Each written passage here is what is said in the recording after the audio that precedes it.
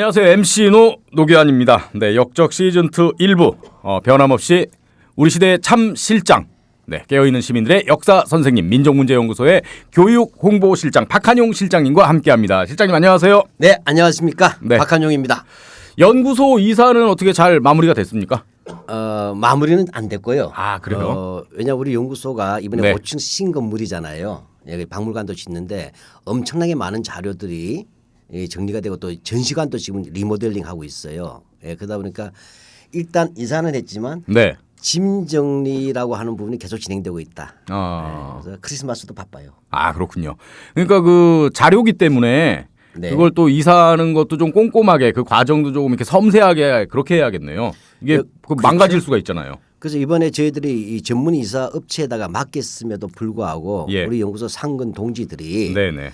근 한 달 가까이를 예. 왜 일제 강점기나 근현대 귀중한 유물 유품들 있잖아요. 예. 문화재급도 있어요. 이것들은 그 전문 센터에도 맡기지 못하고 일일이 뭐냐면 사진 찍고 하나하나씩 전부 다 포장을 해가지고 한 달 동안 뭐냐면 짐을 따로 샀어요. 아. 정말 우리 그 연구소 식구들 너무 고생 많으셨어요. 아, 박 실장님도 직접 이렇게 나르시고 그러셨습니까? 저는 그때는 아주 바쁜 외근들이 생겨요.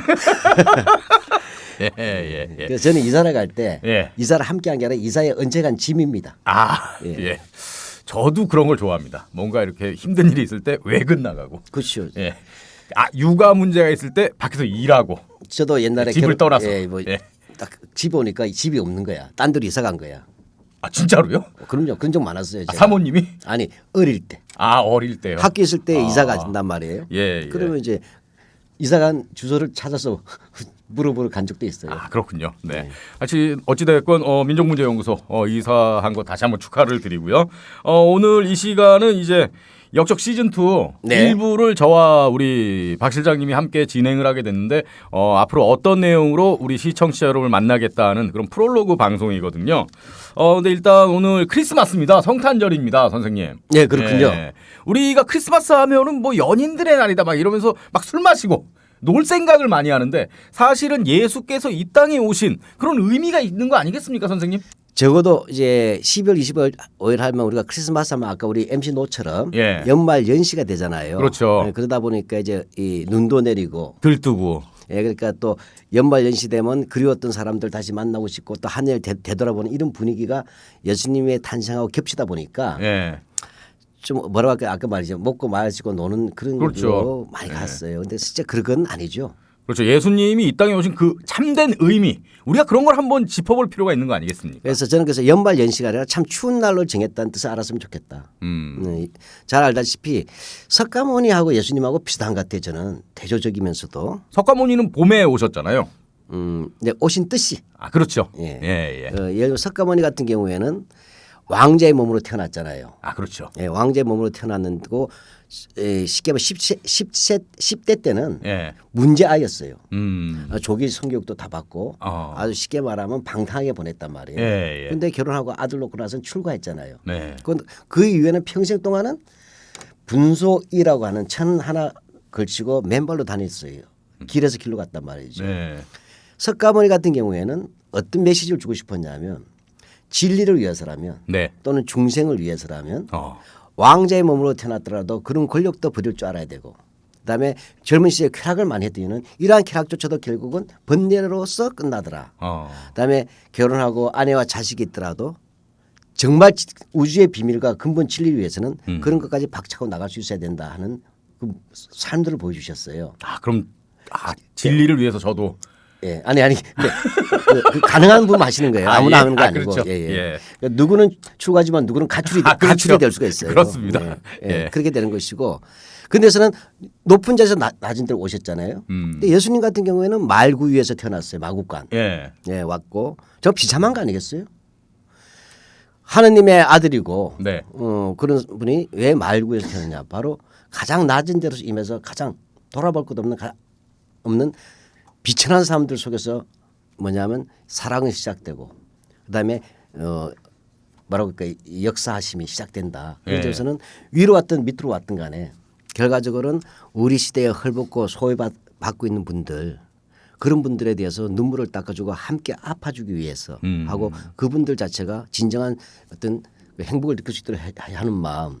그래서 저는 이 추운 날 산타클로스. 네, 산타클로스인가요? 예, 예. 도 좋지만 꼭 왜냐면 그 노래 보면 우는 애기에겐 선물 안 주고 우는 애기에만 선물 준다잖아요. 그렇죠. 네, 저는 그 잘못된 노래예요.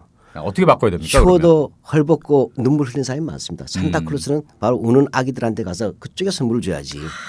그렇죠? 그래서 이 날씨 추운 날은 바로 이렇게 마음이 헐벗은 분들, 추운 분들 또는 물질적으로 괴로운 분들 이러한 분들에 대해서 다시 한번 우리가 돌아볼 수 있는 그런 시대가 됐으면 좋겠다. 이렇게 생각합니다.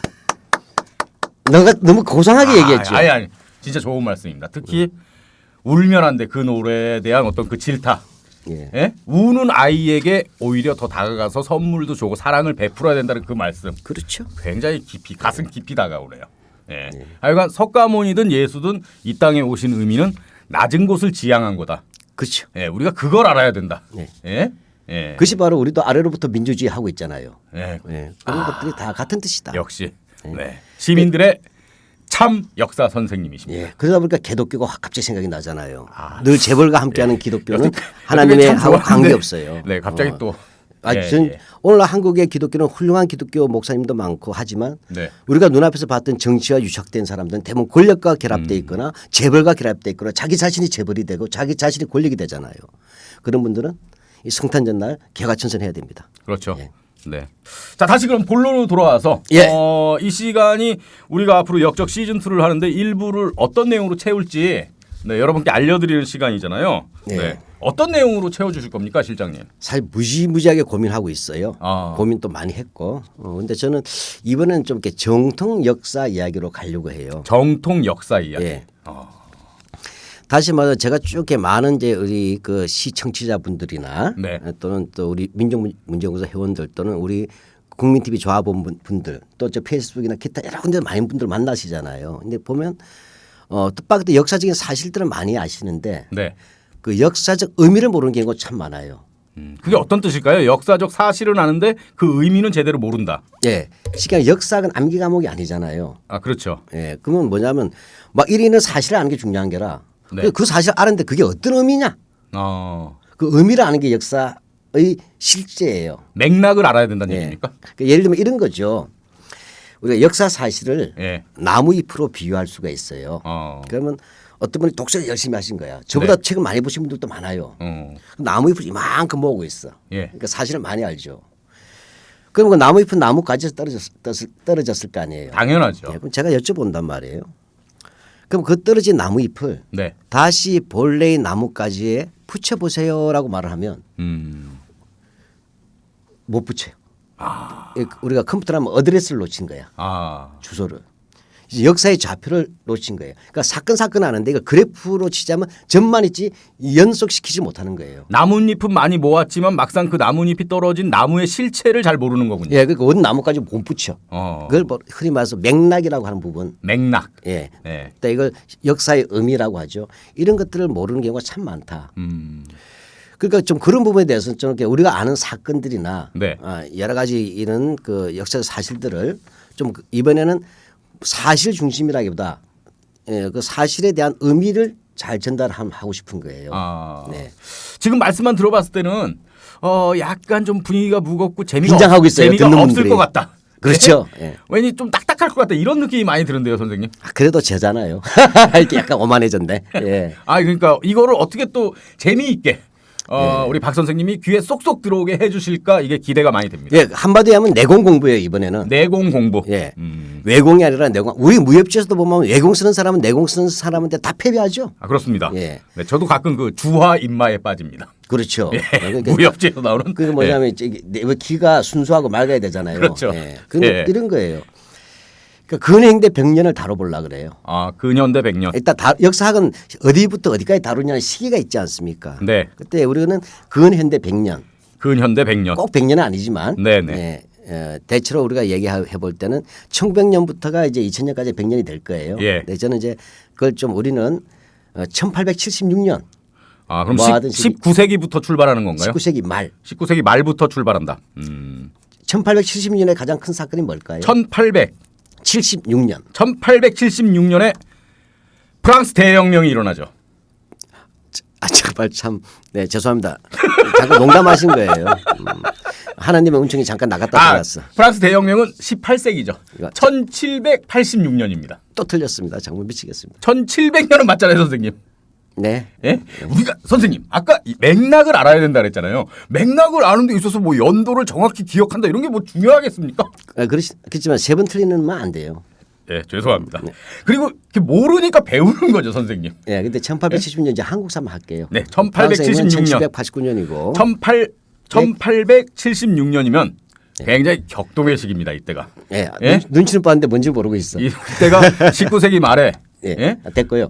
서양 문명이 예, 이제 서세 동점의 시대 아니겠습니까? 예, 오고 계십니다. 예. 예? 강화도 조약이 있었습니다. 예, 눈치십니다. 1876년. 예, 맞습니까? 맞습니다. 우리 김 PD가 앞에서 강자를 써줬습니다. 아, 그렇구나. 그래도 아무것도 모르면 강자 써줘도 저게 뭐지? 모를 수도 있어요. 근데 강자만 써줘도 강화도 조약 딱 나오는 거 보면 네. 열심히 하겠습니다. 네. 네. 왜냐 이때 환경이 바뀌죠. 그 전에 우리가 흔히 쇄국 정책이라고 했잖아요. 예. 대문을 걸어 잠근다. 대원군에 의해서. 근데 문이 열렸어요.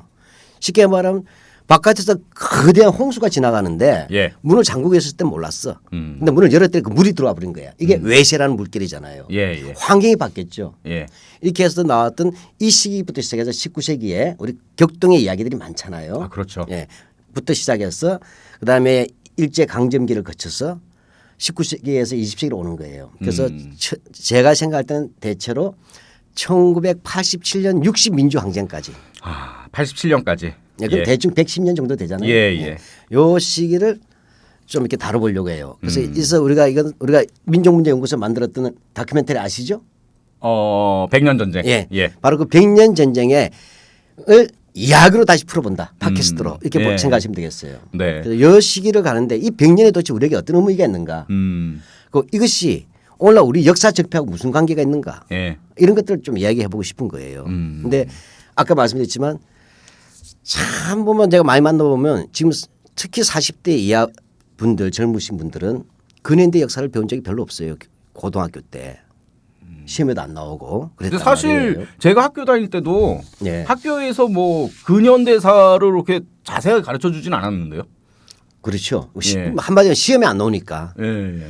그러다 보니까 사실 오늘 우리가 발을 딛고 수 있는 현실이 중요하잖아요. 우리가 전에 얘기했어요. 보통 이렇게 나가서 집회 보면 친일, 독재, 미화시라 이렇게 얘기하잖아요. 근데 지금 사람들이 왜 친일과 무슨 관계 있느냐고 물어보면 설명을 못 해. 나가서 집회할 때는 친일, 미화 뭐 이런 이야기 하는데 왜 그러면 오늘날 이 한국의 수구 세력들이 누가 봐도 친일 하면 욕먹을 텐데 왜 하는가. 이해가 안 갈 거 아니에요. 또 친일과 독재가 무슨 관계 있는지 이런 것들 하나의 흐름처럼 쭉 나가겠다라고 보는 거죠. 그런 점에서 제가 볼 때는 일단 다루는 시기는 근현대 100년이다. 근현대 100년. 예. 근데 사실 또 이 말씀 들어보니까 아까는 좀 딱딱할 것 같다고 걱정이었는데 이 근현대 100년의 시기라는 게 어떻게 보면 질곡의 역사 아니겠습니까? 또 말씀 듣다 보면 이게 화나는 내용이 참 많을 것 같다. 화가 날 것 같다. 이런 또 걱정이 드는데요. 예, 근데 이번에는 화가 나는 얘기만 하지 않고 그 속에서 그 말도 안 되는 역사의 엉터리 흐름 속에서도 우리가 새로운 미래를 만들어 놨던 것들이 있어요. 쉽게 말해 역사의 징검다리라고 하죠. 우리 잘 봅시다. 이번에 보면 이제 최근에 우리 경험을 가지고 얘기해 봅시다. 역순을 한번 가볼까요? 자, 그러면 우리 문재인 대통령이 취임했어요. 근데 그 돌아가게 되면 박근혜가 잘렸죠. 그렇죠. 왜 잘렸나? 그러면 정유라 사건이 있죠. 근데 정유라 사건만으로 된 게 아니죠. 여기 온갖 문고리 3인방부터 있었죠. 근데 그 앞에 또 가니까 뭐가 있어요? 세월호가 있죠. 그다음에 그 앞으로 가게 되면 그다음에 뭐죠? 그 국정교과서 사건도 있었죠. 또 거기서 쭉 올라가다 보면 이게 굉장히 뭐냐면 우리가 볼 때는 박근혜 하야는 딱 끊어서 얘기하면 2017년 5월에 일어난 사건이지만 그것은 멀리 가게 되면 노무현 대통령 죽음까지도 오자리 어떤 분들은 그때 우리가 민주주의 안 지켜서 이런 수골들이 권력을 잡았다 생각하면 나오죠. 이런 징검다리가 쌓여서 온 거잖아요. 저는 오늘 한국의 촛불이 저는 100년의 한국 민주화운동의 꽃봉오리라고 저는 보는 거예요. 그래서 이 하나의 이 꽃보니가 필 때까지 이 100년 동안 어떤 역사들이 있었냐 할 때는 바로 말도 안 되는 수골의 역사가 있다면 그것을 끊임없이 제거해 나가고 돌파해 나갔던 그 징검다리의 역사가 같이 있다. 그래서 우리에서는 지난번 우리가 욕만 했잖아요. 역사 적폐니까. 아, 그렇죠. 이번에는 역사 적폐들의 뿌리도 찾으면서 네. 동시에 그 적폐라는 걸림돌을 제거해 나가던 위대하고 자랑스러운 우리들의 역사도 함께하겠다라는 것입니다.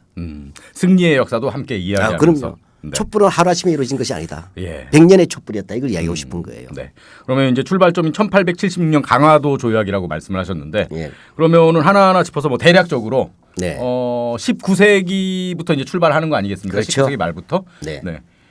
그때는 이제 뭐 좀 어떤 얘기들을 많이 해주실 건가요? 일단 세 시기로 끊어서 얘기하려고 그래요. 아, 세 가지로요? 예. 그러니까 쉽게 말하면 교과서 시면 1장, 2장, 3장 이렇게 되겠죠. 예, 1장은 그럼 어떤 게 되는 겁니까? 1876년부터 예. 1910년 8월 29일 뭐죠? 9.7이죠. 9.7. 예, 경술 국치라고 하고 예. 나라 뺏긴 거죠. 예. 이것이 첫 번째 시기. 그죠? 이건 19세기사입니다. 그죠? 우리가 흔히 예. 말해서 구한말을 다루고 예. 두 번째 시기는 1910년 9월부터 네. 그다음에 1945년 8월 15일까지. 이건 뭐죠? 외정 시대. 아, 참 강원도 요새 수도였어요. 요새 제가 어르신들을 많이 만나고 다녀갖고요. 우리 어릴 때 외정 시대라고 그랬죠. 예. 또 일정 시대. 예, 또 일제 강점기라도 하고 예. 일제 35년. 이게 두 번째 시기예요. 일제 강점기가 제2장. 예. 예. 그다음에 제 3장. 예. 영어로 라스트 챕터. 예. And another start line. 저기 실장님. 죄송합니다. 실장님 얼마 전에 미국 다녀오셨더니 영어를 상당히 자유자재로 구사하시네요. 영어가 신내림했어요. 3장은 뭡니까? 예.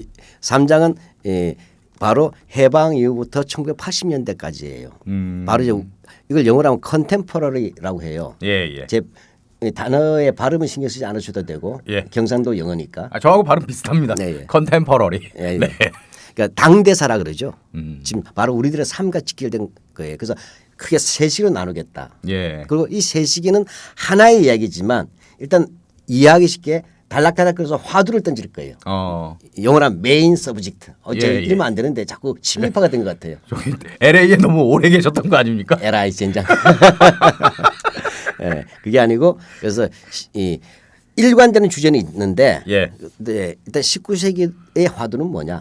근데 일제 강점기의 화두는 뭐냐? 해방 이후의 화두는 뭐냐? 이렇게 하면 화두를 중심으로 해서 역사를 재군수성해서 알기 쉽게 전달하려고 그래요. 그러면 그 화두를 시대 정신이라는 단어로 바꿔도 되겠습니까? 뭐 19세기의 시대 정신. 예. 근데 시대 정신하니까 또 너무 어려운 거라 시청자분들께서는 시대 정신하면 보나마나 또 해결 나오지 않느냐?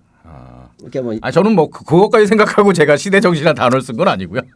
그랬었어요. 예. 저 정도도 쓰는데 뭐 어려워하시겠습니까? 그래서 이 시대 정신을 화두라고 얘기를 고쳐보자 예. 하고 이 화두를 고스톱 화투로 바꿔서 한번 얘기해보자 이렇게 생각하고 있어요. 아재 개그인가요? 아니면은 뭐 아니고. 안에 뭐가 내용이 있는 말씀인가요? 예, 저 아재 개가 아니거든요. 화두를 화투로 바꾼다. 예, 무슨 말씀이십니까? 예, 그게? 그러니까 19세기는 예. 제가 볼 때는 일타 쌍피의 역사다 이렇게 보는 거예요. 요새 고스톱도 많이 치시나 봐요, 선생님. 아니 치진 않아도 다 알잖아요. 예, 일타쌍피. 치시죠. 잘 칩니다. 네. 예. 일타 쌍피가 뭐예요? 한 번 해서 쌍피를 2개를 먹는 거죠. 예, 바로 네. 19세기는 일타 쌍피의 시대였다고 보는 거예요. 시대 과제가. 또 시대의 화두가. 과자, 그 예. 시대의 화두가 예. 일타쌍피를 조선이 해야 되는 입장이었다 이런 예, 말씀이신가요? 그러니까 한 번 내 가지고 동시에 두 개를 따먹어야 돼. 예. 그러면 비유라면 이런 거죠. 우리 집이 있어요. 예. 조선이라는 집이 있었어. 이게 500년 가까이 된 집이니까 무너지겠죠. 안에 기둥도 썩었단 말이에요. 예. 낡은 거야 한마디로 하면. 더 이상 유지가 안 돼. 그러면 새로운 집으로 바꿔야 되잖아요. 예. 예, 그러니까 낡은 집을 새로운 집으로 바꾼다. 할 때 조선시대라고 하는 것은 우리가 하면 봉건 사회라 보통 그래 교과서에서는 중세 사회라고도 하고 또는 예. 잘 모르면 임금이 주인인 시대, 왕조 시대잖아요. 그렇죠. 왕이 주인인데 왕이 주인 됐는데 이제 왕이 주인 되는 시대가 이제 더 이상 유지가 안 돼. 무너지게 생겼어요. 그럼 어떻게 해요? 백성이 주인 되는 시대로 바꿔야 되겠죠. 예. 민주공화국의 시대로. 그러니까 낡은 집을 세주로 바꾸는 시대가 됐어요. 이게 일피야. 그래서 낡은 집이 무너지기 전에 예. 우리가 새로 집을 딱 짓겠다 예. 하는데 옆에 강도가 들어와 버린 거예요. 강도인데 강도가 한 놈이 아니고 세 놈이 들어왔어요. 엎친 데 덮친 격이네요. 예. 원래부터 눌러있던 강도가 있어. 예. 이게 중국 청나라야. 예. 그다음에 또 러시아가 있어. 얘 또 일본이 왔어요. 저 이웃에 살던 이웃들이 우리 집이 무너진 틈을 타서 강도짓 하러 온 거예요. 그럼 어떻게 해야 되죠? 집도 새로 지어야 되죠. 그다음에 강도도 막아야 되잖아요. 어느 걸 먼저 해야 돼요? 참 이게 힘드네요. 강도부터 막아야 되지 않겠습니까? 그럴 때 일단 쉽지 않죠, 근데.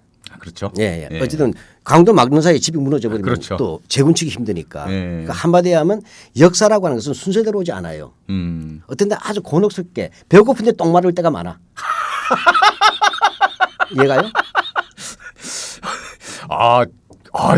그럴 때가 있죠. 예, 있죠. 예, 그럴 때 있습니다. 예. 제가 늘 이야기하죠. 이런 얘기예요. 역사란 무엇이냐고 얘기할 때 저는 예. 비유를 많이 하는데 예. 저는 한번 했을 거예요. 예. 날은 저물고 날은 저불고. 갈 길은 멀고 예. 애는 업었는데 아휴. 비는 내리고 어휴. 애는 배고프다고 젖달라고 뺑뺑거리고 울고 예. 엄마는 똥이 마렵고 예. 일타 오피로 올 때도 있어요. 그 너무 좀 극단적인 상황 아닌가요? 그렇게 와요. 실제 우리나라 역사 그렇게 왔단 말이죠. 그러니까 우리는 역사는 자연과학이 아니잖아요. 뭐 순서대로 이 상처를 주는 게 아니야. 그 머피의 불필도 있잖아요. 그렇죠. 그러니까 한마디에 하면 역사라고 하는 것은 순서대로 오지 않고 한꺼번에 숙제가 한꺼번에 올 때가 있어. 그러면 선생님이 19세기의 화두가 일타쌍피라고 했을 때 예. 그 일타쌍피는 설상가상이다. 그런 얘기인가요? 설상가상. 예. 그렇죠. 엎친 데 덮친 겨. 네네. 예. 고사성어가 저보다 우월하세요. 네. 많이 배웠습니다. 네. 예.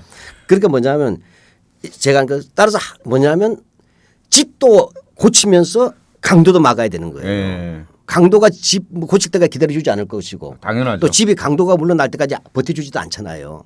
그러니까 이걸 어렵게 얘기하면 낡은 집도 개조하자. 쉽게 말하면 왕이 주인 되는 시대에서 백성이 주인이 되는 사회로 간다. 이것이 뭐냐면 반봉건, 예, 반봉건. 봉건제를 반대하고 새로운 사회로 가야 된다 하는 것이죠. 낡은 집을 새 집으로 이게 반대할 반자에서 반봉건이 되겠어요. 예. 또 하나는 강도를 쫓아내야 되죠. 반외세. 예, 그러니까 바로 반봉건 반외세라고 하는 것이 19세기의 일타쌍피의 내용이었다. 그래서 화두가 왜 화투가 된지 이제 이해 가십니까? 그래서 화투가 된 거군요. 네, 그냥 화투가 된 게 아니에요. 야. 그러니까 바로 19세기는 그런 부분에서 얘기하겠다. 예. 그러면 그 문제는 뭐냐면 치는 놈이 있어야 될 거 아니야. 그 예사롭지 않으신데요, 이게. 그런가요? 예. 이거요? 치는 사람이 있어야죠. 박수 치는 것 같지 않았어? 예. 그러니까 이건 뭐냐면 그럼 이 판에 올린 사람이 3명이 있어야 될 거예요. 고스톱은. 네. 기본적으로 3명이 치는 거 맞죠? 저 잘 모르는데. 뭐 맞고도 있긴 합니다만 기본적으로 3명이 치는 거죠. 맞고는 또 뭐예요? 둘이 더 치는 걸 맞고라고 합니다. 그래요? 예. 예. 예, 내가 미나톤 말아가지고. 미나토는 요새 거의 네. 이제 일은 넘으신 어르신들도 잘 안 치시죠. 그러니까 이 판을 놓고 네. 3명이 친 거야. 네. 그래서 일타상피를 노리면서 다. 네. 한쪽이 뭐냐면 근데 나는 낡은 집이 좋다. 나는 옛날 집이 좋다. 그러나 내 집 뺏으러 놈은 용서하지 않겠다. 이 사람들이 옛날 양반들이겠죠. 예. 왜 새로운 질서는 싫잖아요. 이게 우리가 교과서에 보면 흔히 말해서 위정척사파라고 들어봤죠? 흥선대원군, 하고 그다음 유림. 이 사람들은 옛날 집이 좋잖아요. 예. 아파트 불편하다 이거 아니겠어요? 귀하집 좋다. 옛날 집 좋다 아니에요. 그렇지만 내 집 뺏으러 오는 것은 용서 못하겠다. 왜? 이거 내 집이니까. 예. 그래서 1순위는 위정착사인 거예요. 예. 자, 그다음에 2순위 뭐냐?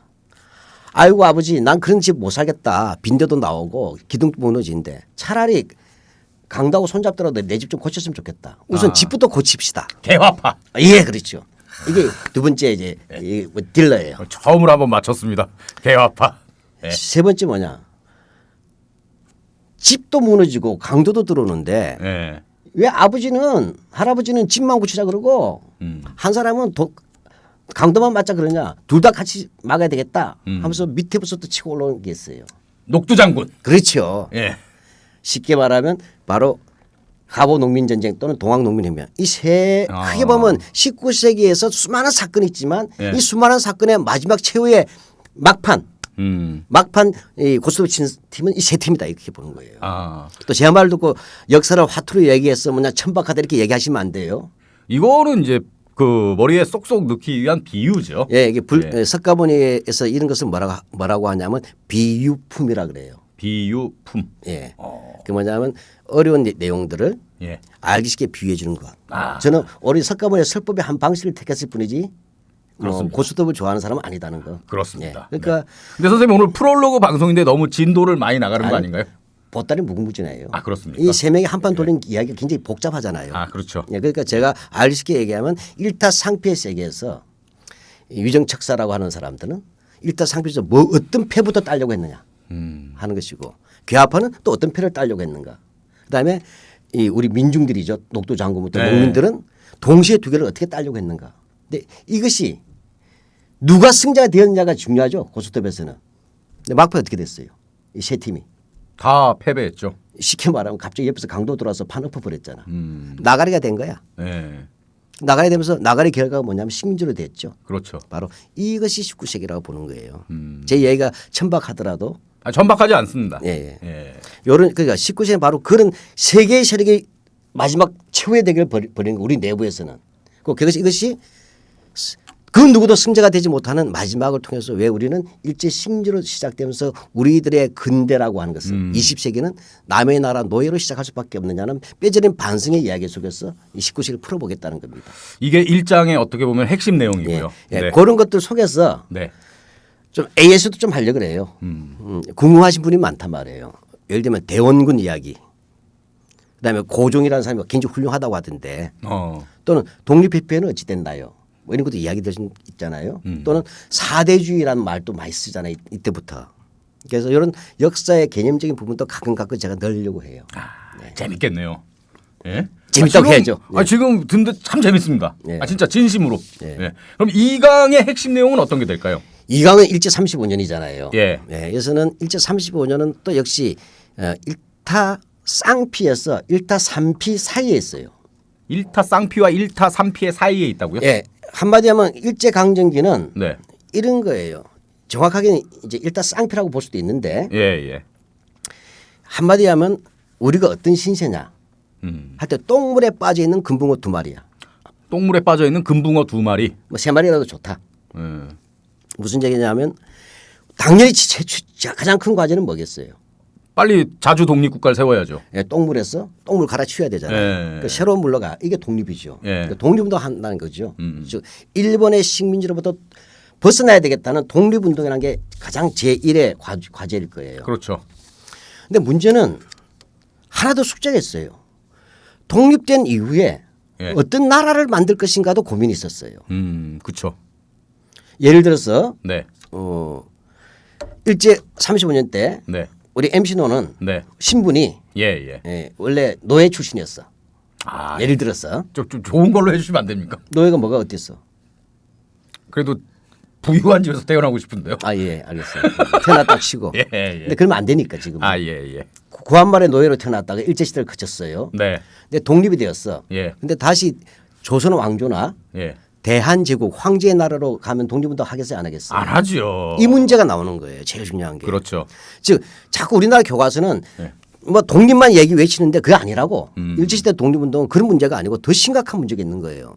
독립이 되었을 때 상당수의 양반들은 다시 순종 황제 모시자 이랬단 말이야. 지금도 우리 얼빠진 사람들 지금 또 뭐 대한제국 다시 세우자는 사람 있잖아요.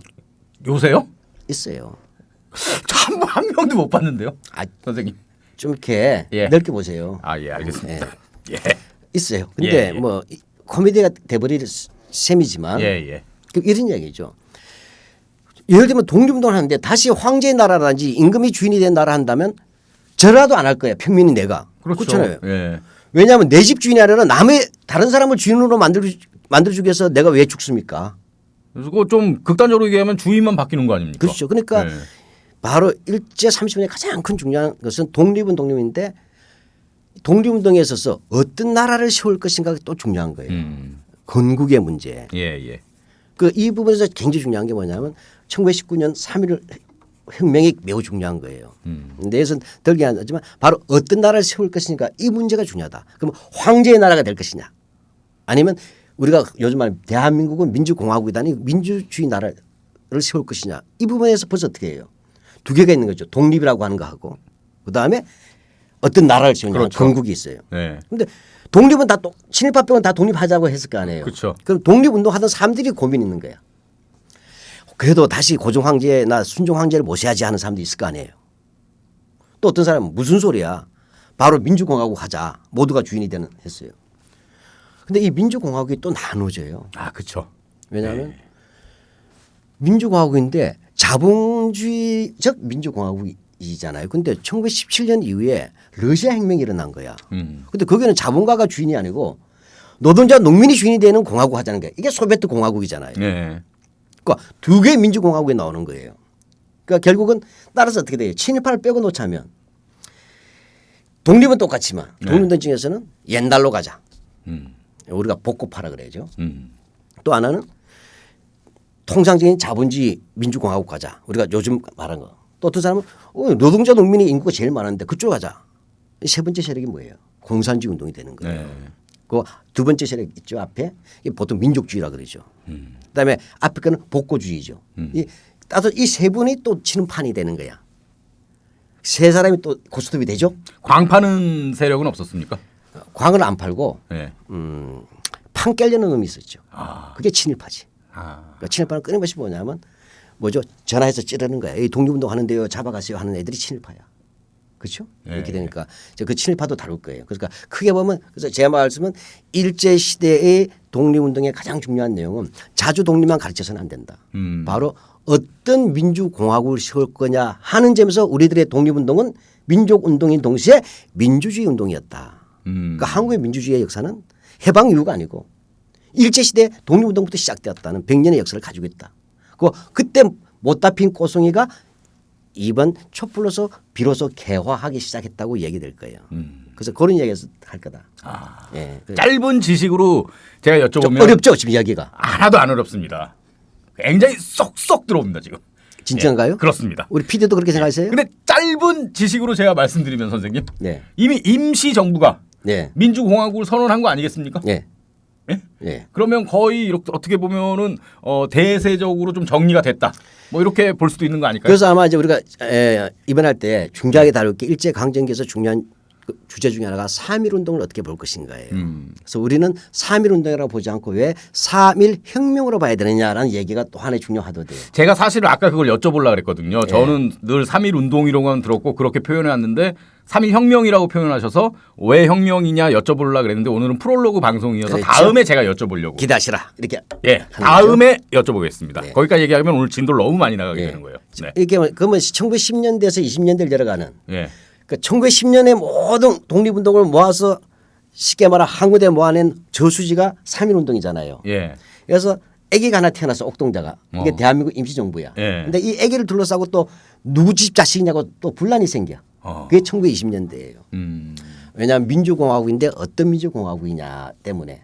아, 그것까지는 거기서 정리가 안 됐군요. 그렇죠. 대동단결만 한 거야. 아. 근데 대동단결했는데 좀 문제가 있더라. 그래서 그해 1920년대는 두 개의 길이 생기는 거예요. 그중에 뭐냐면 아까 제가 말씀드렸듯이 20년대의 가장 큰 화두는 이제 민주공화국은 합의가 됐다. 네. 근데 어떤 민주공화국 할 때 그럼 미국식이나 예. 가야고 하는데 갑자기 뭐냐면 소련에서 응애하고 희한한 나라가 태어난 거야. 소비에트 공화국이 나왔어요. 자본가들의 민주공화국보다는 노동자 농민이 더 사람 숫자가 많잖아요. 이게 더 좋은 공화국 아닐까 하는 사람들이 생기겠죠. 이 사람들이 사회주의 공산주의자들이에요. 그래서 1925년에 조선 공산당이 만들어진단 말이죠.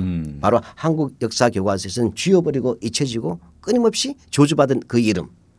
바로 공산주의자의 독립운동이 나온다. 그래서 1920년대부터는 민족주의와 공산주의라는 두 파트너가 바로 때로는 사랑하고 때로는 섭섭해하고 때로는 미워하면서 어떻게 독립운동을 하면서 이중주를 이뤄냈는가가 시작된 게 1920년대 고민. 사랑과 전쟁이네요. 사랑과 애증, 애증의 삼곡선. 네. 사랑과 전쟁 그 드라마 제목인데 그런 게 있나요? 아, 선생님 그 신구 아저씨가 4주에 뵙겠습니다. 그거 모르세요? 모르죠. 신구 선생님은 아시죠? 알죠. 그거를 TV를 한 20년 전부터 거의 안 보셨나 봐요? 저는 집에 일찍 들어가기 때문에 못 봐요. 예. 새벽 일찍 들어가거든요. 예. 그래서 잘 못 예, 봅니다. 예, 그래서 예. 예를 들면 20년대는 그런 식으로 해서 한번 풀어보겠다. 그러면 3장 마지막 장에서 이제 어떤 아니, 얘기를? 그 조금만 더 할게요. 그렇습니까? 네. 그럼 예. 1930년대가 남잖아요. 그렇죠. 그러니까 1930년대는 윤봉길 어거를 가지고 얘기할 거예요. 그러면 도시락 폭탄이 중요한 게 아니에요. 네. 영화 암살이 중요한 게 아니야. 네. 이 윤봉길 어거는 쉽게 말해 독립운동에 판을 바꿔버렸어. 아 그렇습니까? 예, 예. 이것이 이것이 훗날 광복군까지 가는 이유가 되고 굉장히 복잡한 윤봉길 어거는 국제적인 어거예요. 이것이 거대한 변화를 줘요. 그래서 이 30년대는 윤봉길 어거라는 것은 요즘 치면 쇼단을 건 거야. 백번 김구가. 선생님 입에서 쇼당이라는 내가 이거 모르고 단어가 나올 줄 고스톱 치는 줄 몰랐습니다. 알겠어요? 쇼당. 저기 명사건데 저기 20년 동안 고스톱 친 적이 예, 없어요, 진짜. 저기 박 선생님 네. 쇼당이라고 말씀하실 땐 네. 친일파 같았습니다. 우리나라 말로 해야 되죠.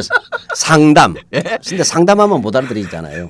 그러니까 예. 쉽게 말하면 백번 김구 선생이 예. 1931년에 일본의 9.18 9월 18일 날 예. 31년에 만주를 침략해요. 음. 그다음에 32년 1월 달에 상해를 침략해 일본이. 네. 쉽게 말해 중국과 맞짱 뜨겠다고 간이 디비진 거지 일본이. 네.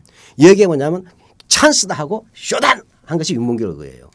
그래서 그러면 한국의 독립운동가들은 이 패를 일본이 패를 두 번 낸 거야. 만주사변, 네. 그다음에 상해사변 두 개 패를 냈는데 여기에 대해서 쇼단을 착 쳤거든. 쇼단 때 만주에서는 그때부터 뭐가 일어나요? 만주에서 항일 무장 게릴라 투쟁이 일어나 조선인들의. 네. 그다음에 상해에서는 윤봉길 어가 일어난 거예요. 이 두 개가 어떤 판을 실로 만들려는 쇼단 패였는가 하는 것이 30년대 하도예요. 네.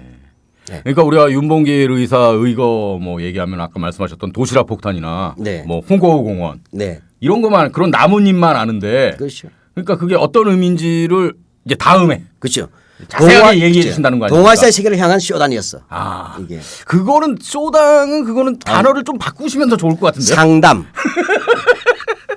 원래 상담이란 뜻이거든요. 예, 예. 근데 그다음에 이제 40년대 5년이잖아요. 예. 이 부분은 이제 두 가지예요. 일제가 패망한다는 걸 알았어요.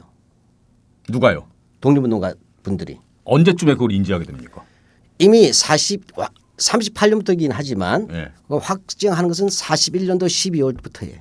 41년 1941, 2년부터는 일본을 패망한다 알고 그 일본이 쫓겨날 것을 준비하고 있어요. 아 그러니까 막연하게 우리가 승리할 것이다 이런 어떤 확신이 있었던 게 아니라 구체적인 근거를 갖고 반드시 망할 것이다. 예. 아. 그래서 대비하는 거예요.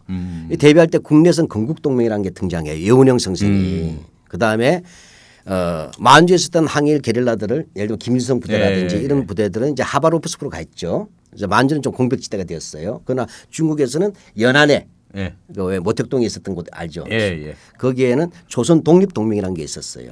그다음에 중경에는 임시정부가 있잖아요. 그러면 국내에 있는 건국동맹, 예. 그다음에 임시정부, 중경의 임시정부, 그다음에 연안의 조선 독립동맹 이 세 분이 이제 탭을 놓고 또 마지막 판 치는 거야. 이때 이 판은 뭐냐? 어차피 우리가 딴다. 예. 어차피 우리가 따는데 문제는 일본이 망하는데 문제는 우리가 이게 허가받지 않은 고수도판인 거야. 예. 이게 바로 연합국의 승인을 안 받았다는 거죠. 이 판을 인정받아야 되는 거 우리가 싸웠다는 거를. 예, 예. 그래서 우리가 임시정부도 뭐가 국가로서 정부로서 승인을 받고 그다음에 우리끼리 하는 것이 정당한 연합국이다라고 돼야만 우리가 독립국가가 될 수 있거든. 그래서 최후의 뭐냐면 결정과 함께 우리가 연합국의 지혜에 감으로써 이게서 승전국으로 돌아가는 것. 이것이 마지막 판이었어요. 예. 근데 다행히 이때 세 분들은 서로 싸우려고 안 하고 서로 손잡으려고 했어. 근데 문제는 그렇게 했음에도 불구하고 왜 우리는 해방이 일본의 패전이 분단으로 왔는가 하는 문제예요. 그래서 저에서는 40년에 가장 중요하다는 이렇게 열심히 싸웠건만 왜 그 결과는 분단으로 왔는가라고 하고 그것을 다룬다. 그러니까 이 장이 좀 복잡하긴 하지만 바로 분단은 일제시대부터 시작되었다. 그런 것도 1940년을 중심으로 할 거예요. 예. 이 장이 좀 길었죠? 아 이게 참 앞으로의 진짜 그 강의가 기대가 됩니다. 네. 3강은 그럼 이제 어떤 내용이 핵심일까요? 3강은 1타 3피예요. 1타 3피. 예. 3강 1타 3피인데 우선 우리가 마지막 제일 큰 화두는 네. 해방이 되었는데 38도線거진 거예요. 그렇죠. 분단이 됐죠. 자, 우리가 통일신라 이래로 분단이 없었잖아요. 물론 발해를 얘기하면 남북국 시대를 얘기할 수 있지만 네. 고려 적어도 백번 양보해서 고려 시대마다라도 1000년 동안 우리가 온 거 아니에요. 이게 어쨌든 일제 35년 동안 우리끼리 분단한 적이 없는데 왜 해방은 분단으로 왔을까라는 문제가 이미 38도씩 그어졌잖아요. 네. 그다음에 문제는 가장 큰 것은 해방 3년이에요. 해방 후 3년. 3장 제1절이지. 예. 쉽게 말하면 48년에 남북에서 분단 정부가 들어서잖아요. 이 3년 동안을 먼저 이해해야 된다. 뭐? 왜 우리는 38도선은 국경선이 아니었는데 이것이 왜 국경선이 되고 분단선이 됐냐는 거예요. 왜 우리는 이 해방 3년을 어떻게 볼 것이냐라는 것이 라운드 1이에요. 굉장히 가슴 아프죠. 예. 결국 이것이 6.25 전쟁까지 가잖아요. 예, 그렇게 되고 딱 그 이유는 알겠지만 이승만 독재가 있었죠. 예. 근데 이 독재 가운데 6.25라는 게 엄청나게 큰 사건이 있어요. 6.25 트라우마가 지금까지 오고 있잖아요. 그렇죠? 예. 그러니까 6.25를 중심으로 하고 그다음에 이승만부터 해서 우리가 다룬 것은 왜 우리는 최초의 대통령부터 독재했을까? 이승만 독재부터 시작했잖아요. 하고 그다음에 이승만 시대가 끝나면 4.19가 나오겠죠. 네. 이 4.19를 이제부터는 우리가 바로 촛불과 직접 연결돼요. 4.19 혁명이라고 하는데 왜 미완의 혁명이라고 하느냐 이게 굉장히 중요한 거예요. 오늘날 촛불은 왜 4.19까지 안고 가야 돼? 4.19가 못했던 숙제를 마저 해야 될 과제가 있다는 걸 얘기할 거예요. 그래서 오늘날 이 촛불이 얼마나 위대한 역사의 계승자인가. 한국 사회 민주주의에 한 맺힌 그 좌절들에 대한 최후의 암흑개돈을 해야 될 세력인가. 라는 걸 얘기하고 싶어요. 네. 왜? 4.19는 그다음 5.16로 깨져버렸잖아요. 1년 후에. 네. 네. 왜 우리는 패배했는가? 엄청 많은 사람이 죽었어요. 4.19 때는. 그렇게 했는데도 왜 우리는 다시 패배했는가? 그래서 하고 그다음에 박정희 시대를 다룰 거예요. 박정희 시대를 지난번에 간단하게 친일 문제를 중심으로 다루거나 유신 일부만 다뤘지만 이번에는 박정희 시대를 좀 더 상세하게 다룰 겁니다. 왜? 이 박정희야말로 오늘날 대한민국 모든 요소를 다 망가뜨린 핵심 주범이에요. 그 박정희야말로 원조 친일파잖아요. 네. 일본 제국주의 군 출신이. 그런 사람들이 청산 안 됨으로써 박정희 18년의 역사가 어떤 식으로 한국사를 기형으로 만들어 놓고 오늘날 우리를 낙후시켰는가를 할 겁니다. 이 속에서 유신 독재뿐만 아니라 박정희 시대 60년대와 70년대 중요한 민주화 투쟁 60, 70년대 민주화 투쟁도 같이 이야기할 거예요. 네. 많이 궁금해하실 거예요. 그것들을. 네. 그다음에 80년 광주로 오겠죠. 네. 그 12.6에서부터 12 사태 그다음에 80년 5월 서울의 봄 말씀 많이 들었을 거예요. 서울의 봄. 서울의 봄에 현장에 계셨잖아요. 예, 그때 대학생 2학년 때죠. 예. 예, 있었고 그다음에는 광주 5.18로 가는 거 그다음에 결국은 무참하게 그 전두환 집권으로 끝나는 이 역사를 한번 다룰 거예요. 그러고 나서는 80 전두환 노태우 시대의 민주화운동을 다룰 거예요. 네. 이때는 조금 제가 볼 때는 오늘날 한국 촛불 민주화운동이 많은 고민을 하셔야 돼요. 단순하게 민주화만 하는 게 아니라 보면 재벌 개혁도 한다는 얘기 있잖아요. 그다음에 노동자 문제도 심각하죠. 농민 문제 심각하잖아요. 그다음에 오늘날 사립학교 문제 심각하죠. 부패돼 있잖아요. 그다음에 도시 빈민 내 집 마련도 안 되잖아요. 부정부패가 심하잖아요. 이런 많은 부분들이 뭐냐면 본격적으로 그런 부분에 대해서 싸워왔던 시기가 80년대예요. 근데 오늘날 촛불 세대는 그 세대들이 부모 세대나 큰형님 세대가 된 거야. 내용을 잘 모르시는 분이 많아요. 그러니까 그때 민주화운동이 나하고 무슨 관계가 있는지 잘 모른단 말이에요. 그래서 저는 바로 마지막 주제가 80년대에 있어서 새로운 민주화운동들이 그냥 으쌰으쌰가 아니라 농민들도 민주화운동에 농민의 문제를 가지고 나오고 노동자들도 민주화운동의 가지를 노동운동으로서 가지고 나오고 그다음에 도시 빈민들이 많았죠. 철거당하면서. 이분들이 우리 쉽게 우리가 용산 참사 기억나시죠? 그 강제 철거하다가 네. 죽었잖아요. 이것은 80년대에 늘 있었던 일이에요. 사실은. 그 올림픽을 앞두고 상계동 같은 지역 철거하고 네. 예. 지금도 계속되고 있잖아요. 네. 그러니까 이런 부분들 이런 부분에서 도시 빈민운동이 일어나요. 네. 그다음에 학생운동이 일어나지 않습니까? 그다음에 또 하나 통일운동이 일어나잖아요. 이런 것들이 한국사에서 4.19 이후에 그러니까 정확하게 얘기하면 해방 3년 그다음에 4.19 공간 그다음에 가장 많이 폭발적인 게 80년대예요. 이런 것들이 총 직결되는 또 하나의 저수지가 1987년 60 민주항쟁이다. 네. 여기까지 합니다. 우리 이야기는. 근데 아까 그 삼강의 화두가 1타 3피라 그러셨잖아요. 아, 머리 좋으세요. 기억력 좋았어요. 예, 그럼 무슨 말씀이세요? 놓치지 않았는데. 그래서 예. 그럼 이 시기의 해방 후에는 크게 보면 세 가지를 따야 되는 거예요. 1타 3피. 1타 3피를 해야 된다. 예. 첫째, 우리는 20세기 전반기에는 일제 식민지로 있었어요. 예. 그런데 잘 아시다시피 대한민국이 만들어졌지만 사실 우리가 미국으로부터 자유롭지 못하잖아요. 그것이 식민지냐 아니냐 이런 문제가 아니라 미국이 기침하면 우리는 감기에 걸린 건 사실이잖아요. 독감. 그러니까 엄청난 영향력 하에 있는 건 사실이죠. 예, 예. 그래서 어떤 분은 심하게 보는 사람도 있고 아니면 뭐 이렇게 대수롭지 않게 보는 분도 계시긴 하시고 어떤 분은 혈맹이라고까지 이야기 아주 사랑한다고 얘기하지만 분명히 미국은 이런 영향력 속에 있잖아요. 근데 저는 미국이 아니라 일본이든 중국이든 어느 나라가 오더라도 우리나라에 대해서 그렇게 개입하고 마음대로 컨트롤하면 안 되잖아요. 그래서 첫 번째는 자주라는 문제가 있었구나 해방 이후에. 왜 해방에 대해서 우리가 나라를 세우는 데 있어서 사실은 연합국이라는 게 개입되고 6.25 때도 연합군이 들어오잖아요. 16개국. 이렇게 들어오면서 나오면서 하고 실제 정치 개입이 당했단 말이죠. 이런 속에서 우리가 마음 놓고 먼저 큰 소리 못 치게 돼버렸어요. 광주에서도 미국이 책임 묻고 있잖아요. 지금 슬슬 자료들이 나오고 있잖아요. 이제 그래서 한국 사회에서 뭐냐면 이것도 나라냐 할 때 첫 번째 내 집을 내 마음대로 못하는 게 내 집이냐 이렇게 묻는 거예요. 그게 자주예요. 그럼 반미하고 다른 겁니다. 네. 그러니까 자주라는 것은 어느 나라에 대해서도 떳떳하게 내 집을 내 것이라고 내가 운영할 수 있어야 그때는 숙제가 여전히 진행되고 있었다. 두 번째로는 우리가 분단된 것만 해도 서러워 죽겠는데 예. 하필이면 독재를 시작했어요. 이승만 12년, 박정희 18년 이거만 해도 30년이야. 그러니까 전두환 노태우하면 이게 12년 하면 42년이에요. 그러다가 치사한 독재가 있었지. 치사 독재. 이명박하고 예. 박근혜. 사실 박근혜는 치사 독재가 아니라 얼떨 독재야. 얼렁뚱땅 독재예요. 이것이 또 10년 안에요. 예. 독재가 있었잖아요. 예. 그래서 많은 사람이 죽고 희생당하고 했어. 그러니까 민주라는 것도 해야 된다. 세 번째로 요즘 핵무기 사태가 일어났잖아요. 이게 안 돼요. 미국이나 다른 강대국으로부터 자주 독립만 한다고 문제가 되는 게 아니라 독재도 물리쳐야 되지만 동시에 뭐냐면 분단 문제가 있잖아요. 사실 보면 알겠지만 우리는 원하지 않아도 죽을 수 있어. 그렇죠? 그렇죠. 예. 그러니까 통일의 문제도 있는 거예요. 예. 근데 이것이 다 따로따로 있지 않더라는 거예요. 제가 볼 때는.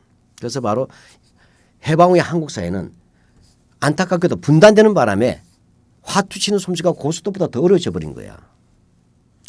1타 3피가 된 거예요. 1타 쌍피보다 더 어려운 게 1타 3피 아니겠어요? 그렇죠. 예, 그래서 바로 자주 그러니까 쉽게 말하면 반외세 자주 그다음에 반독재 민주 그다음에 분단 반대 평화 통일이라는 이 3대의 가자란 부분들이 80년대 특히 해방 이후부터 쭉 이어온 역사였다. 그런 사람들이 고통받았는데 촛불은 바로 이러한 역사들을 앞으로 어떻게 해낼 수 있는가라는 부분이 주어진 과제다. 네. 너무 어렵죠. 아닙니다. 오늘 프롤로그 방송만 이렇게 했을 뿐인데도 우리 실장님 얘기를 들어보니까 저는 벌써 이미 어떤 그 역사의 맥락, 네. 100년의 그 역사의 맥락이 머릿속에 이렇게 잘 잡혀 있는 듯한 그런 느낌입니다. 천재인데?